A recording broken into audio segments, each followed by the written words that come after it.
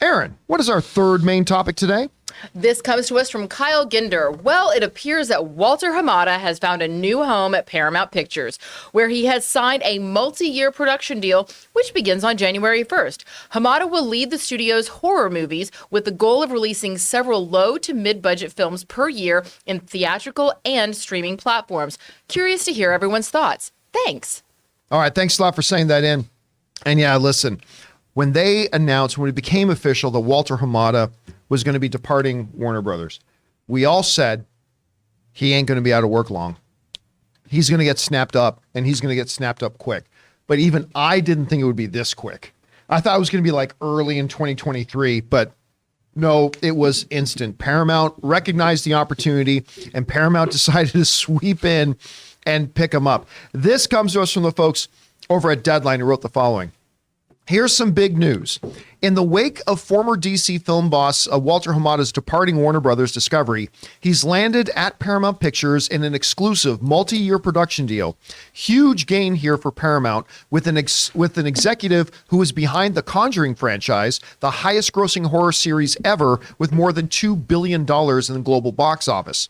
Hamada's deal starts January 1st, and he will be the architect of Paramount's mainstream horror genre productions, with the mission to release several low to mid-budget films per year across theatrical and streaming, and that, of course, comes to us from Deadline.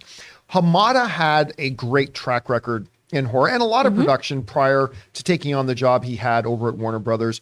We all knew that he was going to instantly land on his feet somewhere. I kind of speculated. I thought Kevin Feige might try to snap him up, but instead, I get snapped. Anyway, but instead, he ends up on the mountaintop over at Paramount, getting back into a genre that he's very familiar with, and again has had, well, in many ways, more success than anybody's ever had. Had a banger year in the genre and stuff like that. And he's going to be heading that stuff up there. And I'll tell you what, there's a lot of stuff going on with Paramount this past year and a half, 2 years.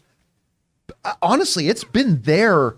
The past 18 months has kind of belonged to Paramount. Hit after hit after and hit. It ain't just, even if you take Top Gun out of it, they've had a string of successes over there lately. And it's so refreshing to see because, let's be honest, over the past 5 years or so, if you say, hey, if you name one studio that's really struggling, I mean, everybody would say Paramount, but they have been doing a lot of good stuff lately. And I think snapping up Walter Hamada to kind of oversee a horror division, if you will, is a big win for them. Anyway, Rob, you also predicted that Hamada would be landing somewhere really, really quickly. What do you think about Paramount running horror for them? Well, I think it's great. I mean, I'm a big proponent of horror as an incubator for new filmmakers. Obviously, we've had two that prove that, Barbarian and Smile. And to have Walter Hamada, he's a very smart guy. The fact that I've been a proponent of studios starting their own Blumhouses. So basically, they're talking about him doing low to mid budget. They've proven Smile's Paramount, right? Yes. Yeah. Yep. Okay, so they're coming off of one of the biggest horror hits. That's not a franchise. I mean, that is a huge win. So he's coming off of that. He's starting January 1st. He's going to hit the ground running with Smile leading the way because it'll be going into digital streaming and home video. And he's starting in a very strong position. And I think that if the mandate is let's spend, well, Smile will be the ceiling, 17 million and less, Walter Hamada could crank out 10 films a year. And I mean, he'd be the guy to know. I'm going to give him a call. And show him Hills on Red. Say, hey, buddy, what's up? Time to reboot this.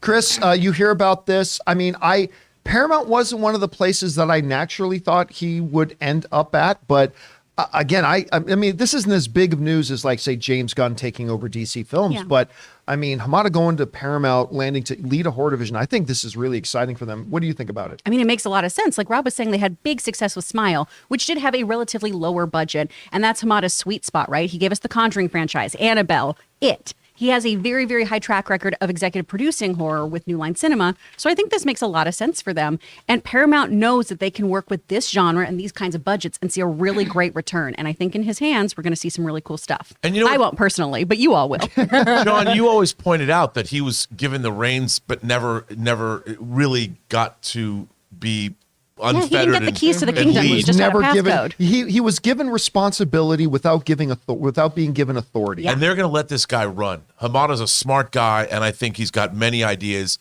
In a way, I mean, giving somebody an executive a position like this at a studio, is for horror fans almost as exciting as hearing James Gunn and Peter Safran taking over comics DC at Warner Brothers, because we need a horror themed division at a studio. They should start their own, call it, Paramount Darkness or whatever the hell they're going to call it, and give him the reins of that. It'd be great. Well, they already have that, at Lionsgate. We saw that at CinemaCon this year, where they have there's ironically the same division that does all of their religious movies also does all of their horror films, in a smaller Two budget. sides of the same coin. Huh? The two sides of the same coin. Pretty much. Yeah. But and to your point, with Walter Hamada, in fact, the last time that I was on this show was the day that it was announced that he was officially leaving. And I said on the show, I wouldn't be surprised if he already has a deal in place. And I think that probably was the case. And given the fact that The Conjuring, like Chris said, it was the highest grossing horror franchise of all time, and it was the highest grossing horror film in history. And both of those happened under Walter Hamada's leadership. And I have no doubt that going into Paramount, a stipulation of his contract was probably, hey, you're not just going to give me a title and then, handcuff my hands to the desk. You're not only going to give me the title, but you're also going to give me the free reign to be able to do what I want to do and do what I know how to do. And I think that if you are a horror filmmaker and you're smart, you'll send him some flowers today.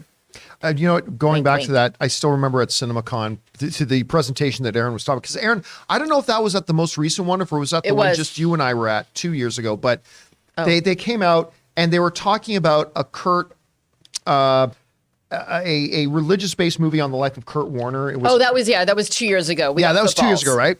And they're like, they came out, give this big faith-based movie presentation, and then the same guy on stage, once the lights went down again, and they came back up, the same guy on stage after talking about this big faith-based movie, he goes, "Now, who wants to see some people get fucked up?" And they go in and start talking about one of the horror films, right? It was quite the presentation. Anyway, guys, question is for you.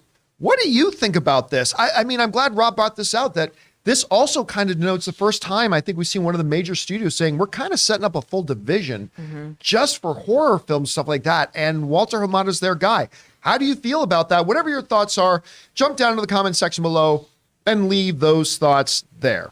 We want to take a moment and thank a sponsor of today's video, HelloFresh. Guys, my wife Ann and I love using HelloFresh. With HelloFresh, you get farm-fresh, pre-portioned ingredients and seasonal recipes delivered right to your doorstep. Skip trips to the grocery store and count on HelloFresh to make home cooking easy, fun, and affordable. And that's why it's America's #1 meal kit. When you subscribe to HelloFresh, you can check Save Money off of your fall to-do list. HelloFresh is 25% cheaper than takeout and even less expensive than grocery shopping too. And HelloFresh works with your ever-changing schedule. Plans are flexible and you can choose your meals for the week, update your preferences, or change your delivery day all in the HelloFresh app. Now, Ann and I are both working professionals, so when it comes to dinner time, it can be a bit of a challenge. We don't really have time to cook and we don't want to eat out all the time. And that's why HelloFresh comes through so clutch for us. Not only do we get to eat delicious, nutritious food, but Ann and I both have a lot of fun getting to cook together, following the easy-to-follow steps in getting the meals made. So go to HelloFresh.com/Campea65 and use the code Campea65 for 65% off plus free shipping. That's HelloFresh.com/Campea65 using the code Campea65 for 65% off plus free shipping.